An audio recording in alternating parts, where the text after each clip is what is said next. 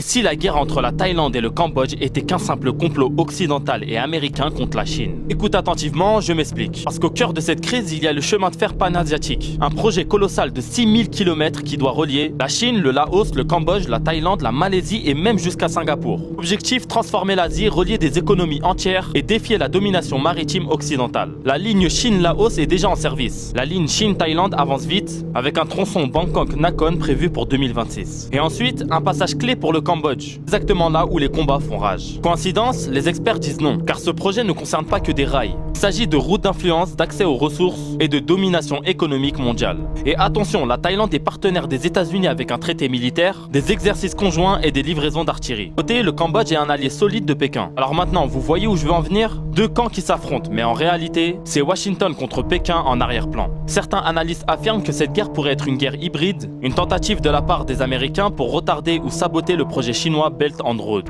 Exactement comme cela s'est produit au Myanmar. Toi, dis-moi ce que t'en penses en commentaire, donne-moi ton avis, partage la vidéo et surtout abonne-toi. La guerre entre l'entité et l'Iran va pas tarder à reprendre. Les signaux se multiplient et ils font froid dans le dos. Alors écoute attentivement, je vais tout expliquer. Dans une interview exclusive accordée à Al Jazeera, président iranien Massoud lâche une bombe. Nous n'avons aucune confiance en l'entité, il pourrait récidiver à tout moment. Nos forces armées sont pleinement préparées à faire face à toute agression. Ce n'est pas nous qui déclencherons la guerre. Ce n'est pas une simple déclaration. Dans les coulisses, tout s'accélère. 6 avions ravitailleurs américains viennent d'atterrir au Qatar, un déploiement qui n'arrive jamais par hasard. Des patrouilles aériennes iraniennes tournent en permanence dans le nord-ouest du pays et surtout prêtes à intercepter. Mais pourquoi? Parce que l'armée de l'Azerbaïdjan bouge et vite. Ce n'est pas tout. Un drone de reconnaissance de l'Azerbaïdjan a été repéré près de la frontière arménienne. Cela signifie que la zone devient un nid d'espions et de préparation militaire. Et le pire arrive de Tel Aviv. La chaîne israélienne 14 révèle que l'armée prépare une opération militaire contre l'Iran sans précédent. Oui, tu as bien entendu, l'entité pourrait lancer la plus grande attaque de son histoire. La panique s'installe, l'Australie appelle ses citoyens à fuir l'Iran immédiatement. Pendant ce temps, le Mossad affirme que l'Iran a désormais équipé ses villes avec 600 puits de lancement de missiles. Oui, 600 silos souterrains prêts à riposter. Pour couronner le tout, l'Iran vient de tester ses systèmes de défense S-400,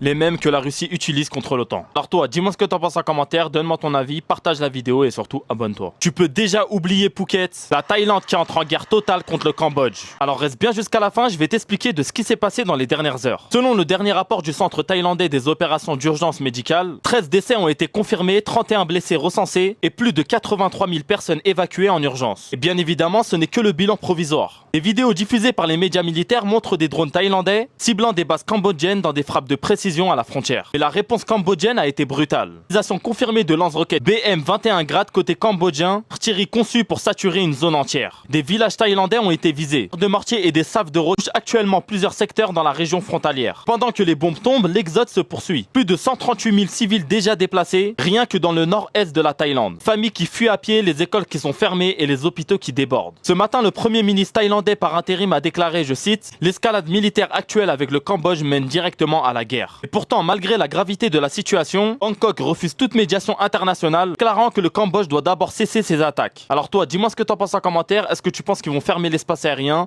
Abonne-toi et surtout partage la vidéo.